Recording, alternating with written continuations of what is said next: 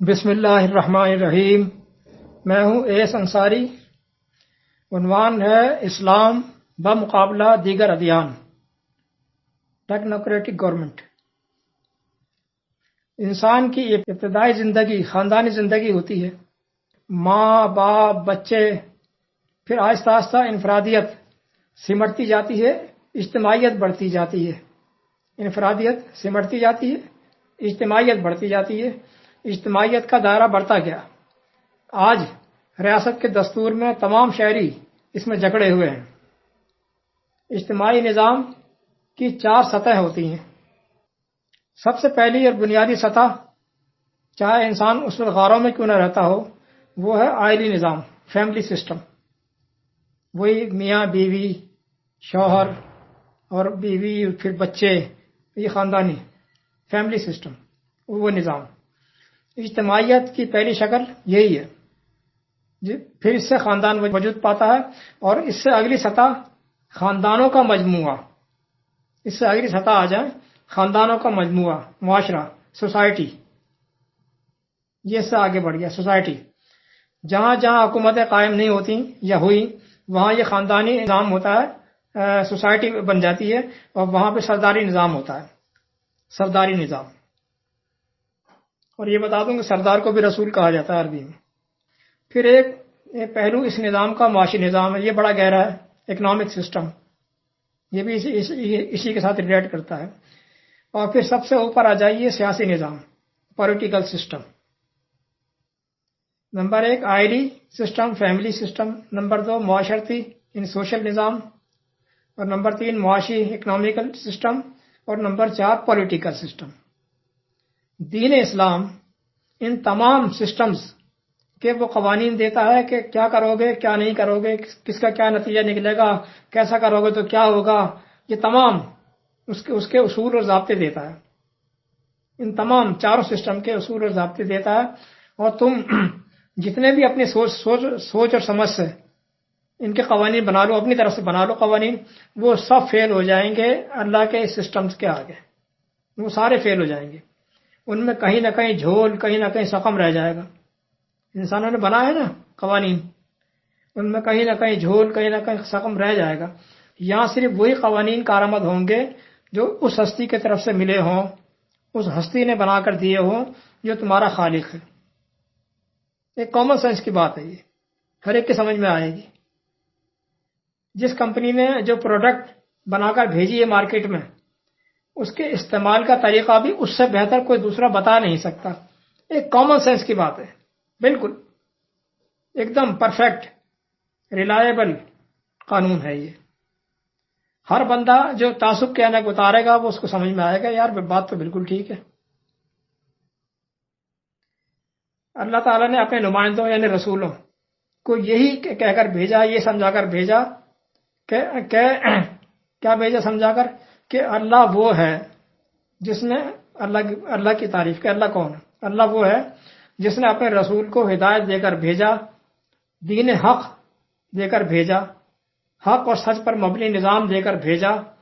کیوں تاکہ لِیُظْہِرَہُ عَلَى الدِّینِ کُلِّہ۔ دیکھیں صاحب، لِیُظْہِرَہُ، یہ لام کہ یعنی کائے کے لیے، لِیُظْہِرَہُ عَلَى الدِّینِ کُلِّہ 9:33، تاکہ اس لیے بھیجا کہ اس دنیا کے تمام خود ساختہ نظاموں پر اس دین اسلام کو ظاہر کر کے، ہائی لائٹ کر کے دکھا دے کہ دیکھو یہ تمہارے بنائے ہوئے اور یہ اللہ کا بنایا ہوا، ذرا کمپیئر کر کے دیکھ لو۔ لِیُظْہِرَہُ عَلَى الدِّینِ کُلِّہ، یہ کام کر کے دیکھ لو، کسی بھی اہل علم سے پوچھ لو کہ ایک پروڈکٹ مارکیٹ میں آئی ہے، دوسری کمپنی نے اس کے لیے کچھ اصول بنا کر دیے ہیں، ایک اسی کمپنی نے بنا کر دیے ہیں، تو کون سے کارآمد ہوں گے؟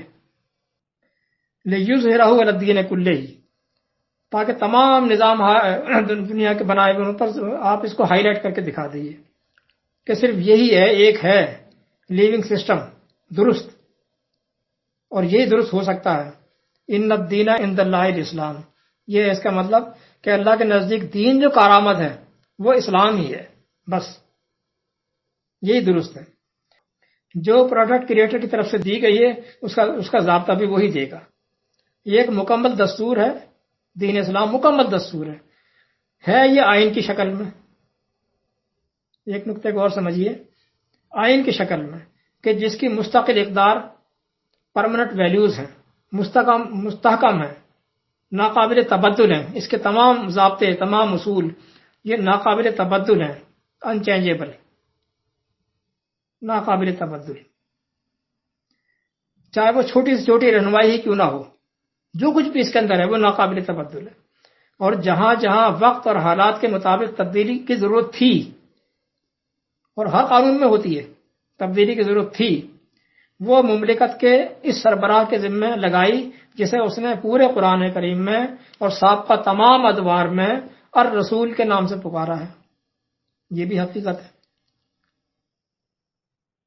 یہ مرکزی عہدہ بڑا ہی اہم ہے، اور سارا نظام دین اسلام کا دین اسلام کا اسی کے گرد گھومتا ہے. کیوں؟ یہ کیوں بھی بڑی اہم ہے. اس لیے کہ اللہ نے اپنے دین کے احکام دستوری شکل میں دی ہیں، آئینی شکل میں دی ہیں. لا تبدیل لکلمات اللہ. یہ دیکھیں آئین کیسے بن رہا ہے. یہ لا تبدیل لکلمات اللہ 10/64.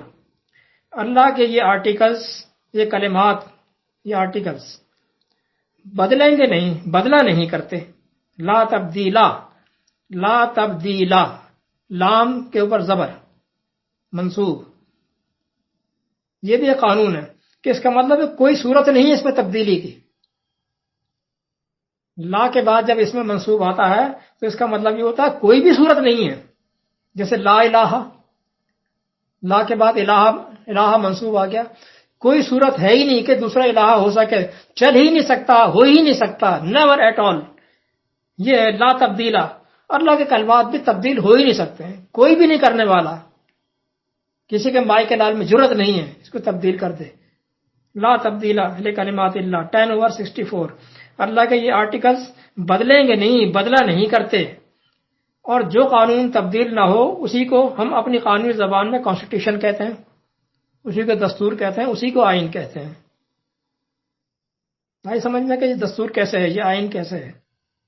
اسی کو ہم کانسٹیٹیوشن کہتے ہیں.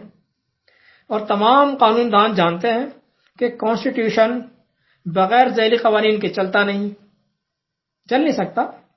ذیلی قوانین جنہیں ہم رولز اینڈ ریگولیشنز کہتے ہیں یا بائی لاز کہتے ہیں، وہی پبلک کیے جاتے ہیں. کانسٹیٹیوشن کو عوام سے کوئی واسطہ نہیں ہوتا. عوام کو واسطہ ہوتا ہے ذیلی قوانین سے جو ان کے لیے بنائے گئے ہیں، وہی پبلک کیے جاتے ہیں. لہذا اس نظام کا مرکزی عہدہ تو لازمی اس نے دینا تھا. اسی نے تو یہ کام کرنا تھا، شورا کے ذریعے سے لازمی دینا تھا، اور اس نے دیا. سابقہ ادوار میں یہ مرکزی عہدہ ایک عہدہ اور بھی لیے ہوتا تھا، رسول پلس نبی. وہ عہدہ ہوتا تھا نبی کا، وہ خالی رسول نہیں ہوتا تھا، پلس نبی. یعنی نبی اللہ سے احکام وصول کرنے والا. لہذا محمد اور محمد سے پہلے جتنے بھی رسول تھے وہ نبی بھی تھے، رسول پلس نبی تھے. وہ محمد پر آ کر نبی نبوت ختم کر دی گئی، ٹوٹل سیل کر دی گئی. بچا دوسرا عہدہ، وہ مرکزی عہدہ جسے رسول کہا گیا ہے. یہ اس نے ختم نہیں کیا. پورے قرآن میں جو آپ دیکھ لیں کہیں ختم نہیں کیا اس نے. یہ تو روایت نے کیا ہے اس کو. تو اگر یہ بھی ختم کر دیا جائے تو دین کی گاڑی کون چلائے گا؟ انجن ہی نکال دیے تو پیچھے بوگیاں کیا کریں گی؟ کون چلائے گا؟ مثلا من یطیع الرسول فقد اطاع اللہ 3/80 3/80. جس نے رسول کی اطاعت کی تو اس نے اللہ کی اطاعت کی. اب بغیر رسول کی اطاعت کے تو اللہ کی اطاعت بھی نہیں ہو رہی ہے. اب کیا ہوگا؟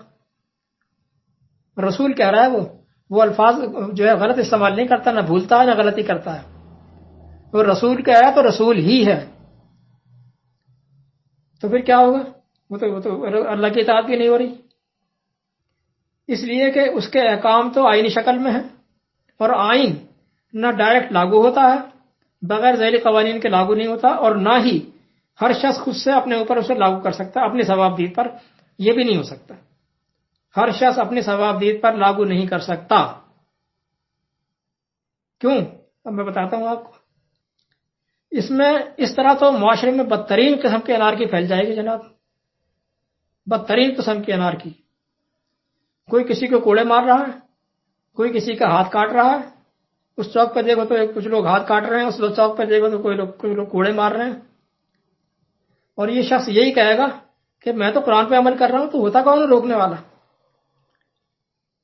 کیوں جناب؟ کیسی انارکی پھیلے گی؟ اور یہ تمام کام ایک زندہ حاضر موجود شخص ہی کر سکتا ہے جو ہائی اتھارٹی پہ بیٹھا ہو، وہ کر سکتا ہے۔ نہ فوت شدہ کوئی شخص، نہ کسی کے نام سے لکھی ہوئی کوئی کتاب کی روح سے۔ یہ کام کسی کتاب کی روح سے نہیں ہو سکتا۔ کتاب نے کیا ججمنٹ دینی ہے؟ کتاب نے کیا فیصلے کرنے ہیں؟ وہ تو کرنٹ افیئرز ہوتے ہیں جن کو فیصلہ دینا ہوتا ہے، کرنا ہوتا ہے، وہ تو رسول نہیں کرنا ہے۔ کتاب تو یہ کام نہیں کرے گی۔ اگر کتاب نہیں کرنے ہوتے تو وہ سارے کام بائی لاز اور اللہ تعالیٰ کتاب میں دے دیتا، پھر اس کے لیے تو کوئی مشکل بھی نہیں تھا نا، لیکن وہ دے دیتا، وہ لاگو پھر بھی نہیں ہوتے، اس لیے کہ لاگو تو انسانوں نے کرنا ہوتا ہے نا، وہ تو اس میں لکھے ہوئے۔ جی سمجھیں ذرا اس بات کو۔ لکھی ہوئی کتاب سے یہ کام نہیں ہو سکتا، لکھی ہوئی کتاب کی روح سے نہیں ہو سکتا۔ لہذا کتاب کے اندر جو قال رسول اللہ ہے، یہ سارا جعلی کام ہے، 2 نمبر مال ہے ٹوٹل۔ 250 سال کے بعد آخر ایک ایرانی اماموں نے لکھنا شروع کیا، یہ کام کرنا شروع کیا۔ اللہ نے رسول کے علاوہ نہ کسی کو خلیفہ کو مرکزی عہدہ دیا، اور خلیفہ تو کوئی عہدہ ہے بھی نہیں، یہ میں بتا چکا ہوں اپنے دیگر مضامین میں، خلیفہ کوئی عہدہ ہے ہی نہیں، نہ کو خلیفہ کہا، نہ کسی کو صدر کہا، نہ کسی کو وزیر اعظم کہا۔ صدر بھی عربی کا لفظ ہے، وزیر اعظم بھی عربی کا لفظ ہے، خلیفہ بھی عربی کا لفظ ہے، سارے نام عربی ہیں، عربی زبان کے ہیں، لیکن اللہ نے اپنے اس مرکزی عہدیدار کے لیے یہ الفاظ منتخب نہیں کیے، بھولا نہیں، نہ غلطی کی اس نے کہ آپ اس کی غلطی کی اصلاح کریں گے۔ چلو اس نے نہیں دیا تو ہم رکھ لیتے ہیں، اس نے تو رسول ہی دیا ہے جناب، صرف رسول۔ اگر ان میں سے کسی کو بھی اسلامی حکومت کے مرکزی عہدے پر بٹھا دیا جائے، اپنے خود ساختہ نام ان میں سے کوئی بھی رکھ لے، مرکزی عہدے پر بٹھا دیا جائے، تو پھر کیا ہوگا؟ قرآن میں موجود اطیع الرسول تو جوں کا تو موجود رہے گا، وہ تو موجود ہے، اور پھر اس کو پورا کرنے کے لیے کوئی دوسرا راستہ، خود ساختہ راستہ اور خود ساختہ ذریعہ بنانا پڑے گا۔ اس کو اطیع الرسول کو پورا بھی تو کرنا ہے نا، بنانا پڑے گا، اور وہ بنانے ہی کے لیے، وہ راستہ ایسا خفیہ راستہ نکالنے ہی کے لیے اس عہدے کو منظر سے غائب کیا گیا ہے جناب۔ اور اسلام کے زندہ عہدے کو ایرانی کتابوں کی زینت بنا دیا ہے، اور وہاں سے قالا شروع کر دی، قالا تاکہ شرک کیا جائے اللہ کے خالص دین میں، خالص مال میں۔ اس روٹ سے رسول کے نام سے من چاہا من مانا مواد داخل کیا جائے، اور دو فائدے حاصل کیے گئے اس سے، 2 فائدے۔ ایک یہ کہ اللہ کے خالص کلمات میں اپنا من چاہا جو وہ ڈال دیا، کلمات ڈال دیے، اور دوسرا فائدہ یہ کہ زندہ رسول کو آپ نے فارغ کر دیا، اور اس کی حکومت پہ تو اس نے بیٹھا تھا نا سیٹ پر، خود براجمان ہو کے خود سنبھال لی، وہ سیٹ بھی خود سنبھال لی۔ یہ 2 فائدے حاصل کیے۔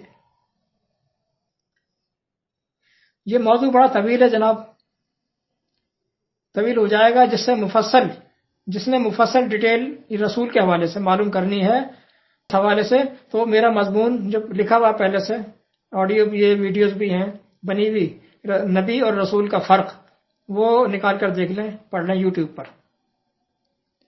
یہاں میں نے یہ مضمون اس لیے لکھا ہے کہ آج کل ٹیکنوکریٹک گورنمنٹ کی بات چل رہی ہے، گرما گرمی چل رہی ہے، یہ تمام طرز حکومت ناکام ہیں، ناکام ہوں گے، ناکام ہے۔ دین اسلام کے مقابلے میں کوئی سسٹم نہیں چلے گا جناب، یہ تمام طرز حکومت ہی تو دین کہلاتے ہیں۔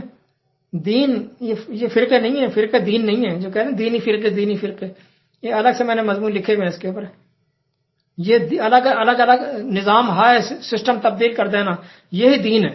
دین میں فرقے طرز حکومتی تو دین ہے، جن کے مقابلے میں دین اسلام ہے، انہی کے مقابلے میں ہے دین اسلام، جو انسان کے چاروں بنیادی شعبوں میں احکامات جاری کرتا ہے اور چاروں شعبوں کو سمیٹا ہوا ہے اس میں، آئلی، سماجی، معاشی اور حکومتی. باقی کوئی بھی دین، کوئی بھی ازم نہ تو انسان کی ان چاروں شعبوں کا احاطہ کرتا ہے اور نہ ہی ان کا کسی ایک شعبے میں بھی کما حق ادا کرتا ہے اور نہ کر سکتا ہے. یہی بات ہے جو اللہ تعالیٰ کہتا ہے کہ رسول کو ہم اس لیے بھیجا کہ وہ ہمارے اس دین اسلام کو، اس نظام، اس ازم کو تمام دنیا کے ازمز پر ہائی لائٹ کر کے دکھائے، دیکھو یہ ہے اصل. نہ کر سکتا ہے. عام طور پر جو نظام ہائے حکومت سامنے آئے ہیں وہ درج ذیل ہے، میں آپ کے سامنے رکھ دیتا ہوں. نمبر 1، جمہوریت، ڈیموکریسی. عوام کی حکومت، عوام کے ذریعے، عوام کے لیے. یہاں انسان کے سر گنے جاتے ہیں، قابلیت نہیں. مختصر بتاؤں گا. نمبر 2، اجتماعیت، کمیونزم. حکومت مشترکہ مفاد کے لیے کام کرتی ہے، فرد کے ذاتی احساسوں کا یہاں کوئی تصور نہیں. نمبر 3، اشتراکیت، سوشلزم. یہ دونوں ملتے جلتے ہیں بالکل. سوشلزم، ذاتی تشخص اس میں بھی قائم نہیں رہتا، یہ اسٹیٹ کے سارے وسائل پر قابض ہوتی ہے. یہ بھی کمیونزم ہی کی طرح سے تھوڑے فرق کے ساتھ ہے. نمبر 4، سرمایہ داری نظام، کیپٹلزم. اس میں سرمایہ دار طبقہ ملک کے سیاہ سفید کا مالک ہوتا ہے، اپنی مرضی کے قوانین بنواتا ہے. نمبر 5، بادشاہت، کنگڈم. یہاں سب کچھ بادشاہی کا ہوتا ہے، یہ ون مین شو چلتا ہے یہاں پر، دوسرا کوئی کچھ بھی نہیں ہے. نمبر 6، لا مذہبیت، سیکولرزم. اس میں مذہبی ادارے الگ، سیاہ سفید کے مالک، اس میں حکومت دخل نہیں دیتی، اور یہ ادارے حکومت کا کاموں میں دخل نہیں دیتے، یہ الگ الگ کر دیا ہے بالکل. نمبر 7، مذہبی حکومت. یہ ان کے برعکس ہوتی ہے مذہبی حکومت، جس کا ہائرارکی کہا جاتا ہے، ہائرارکی. اس میں سارا نظام مذہبی پیشوا چلاتے ہیں، خالص مذہبی حکومت ہوتی ہے. نمبر 8، مرکب، کمپاؤنڈ. کچھ سرمایہ داری، کچھ سیکولر، کچھ جمہوری، کچھ مذہبی. غرض یہ چوچو کا مربع ہوتی ہے نام کچھ بھی چپکا دو. جیسا کہ پاکستان، اسلامی جمہوریہ پاکستان، اسلامی جمہوریہ. کوئی پوچھا کہ یہ کس چڑیا کا نام ہے بھائی؟ یہ کیا چیز ہوتی ہے؟ اسلام تو خود ایک مکمل ترین نظام حکومت ہے، پرفیکٹ ازم ہے بالکل، اس میں کسی اور چیز کی گنجائش ہی نہیں ہے. اس میں یہ جمہوریہ کا دم چھلا کہاں سے لگا دیا، کیوں لگا دیا؟ کوئی اہل علم، اہل دانش اس پر روشنی ڈال سکے تو میں بے حد مشکور ہوں گا جناب. اور نمبر 9، ٹیکنوکریٹک گورنمنٹ، کاریگر شاہی. اس میں ملک ٹیکنیکل ایکسپرٹ چلاتے ہیں، ملک کو ٹیکنیکل ایکسپرٹ چلاتے ہیں، اس کی جزیات بھی ٹیکنیکل ایکسپرٹس ہی طے کریں گے. عزیزم، نئے حربے استعمال کر کے حقائق سے دور رکھا جا رہا ہے. اتنا بگاڑ پیدا ہو گیا ہے لٹیروں کے ہاتھوں کہ اب عوام نے اپنے رب کے، اب بھی اگر عوام نے اپنے رب کے قانون دین اسلام کی طرف رجوع نہ کیا تو یہ ٹوٹل برباد ہو جائے گی، ہو کر رہے گی. ٹوٹل بینکرپٹ، بالکل دیوالیہ. بربادی میں ابھی بھی کوئی کسر باقی نہیں ہے، غلام بننا باقی رہ گیا ہے. اللہ کی طرف سے ایک لیڈر ان کو ملا ہوا ہے جو اگرچہ اس لیول کا تو نہیں ہے جو قرآن چاہتا ہے اور جو قرآن نے لیول دیا ہے، لیکن کوالٹیز اس میں بہت ہے. نمبر 1، مخلص ہے. نمبر 2، نڈر، بے باک ہے. نمبر 3، اللہ کی حاکمیت تسلیم کرنے والا، جو باطل کے آگے جھکتا نہیں، دیانتدار ہے. قوم نے اگر اب بھی ریئلائز نہ کیا تو اس کے بعد کوئی چانس نظر نہیں آتا ہے صاحب. اللہ بھی اس قوم کی حالت کبھی نہیں بدلا کرتا جو قوم خود اپنی حالت بدلنا نہ چاہے. جو لوگ انقلاب لانے کی کوشش کر رہے ہیں ان کا اجر ان کے رب کے پاس محفوظ ہے. اجر ضائع نہیں کرتا اللہ تعالیٰ، ضرور دیا جائے گا، لکھا جائے گا اس کے، اگرچہ کامیاب ہوں یا نہ ہوں، چاہے یہاں ناکامی کیوں نہ ہو جائیں. آپ کا سارا ڈھانچہ تباہ کر دیا گیا ہے جناب. سب سے مضبوط جو پلر ہوتا ہے، یہ ایک بات بتا رہا ہوں آپ کو، وہ ہوتا ہے لوگوں کا آئلی سسٹم، خاندانی سسٹم. یہ بنیاد ہے.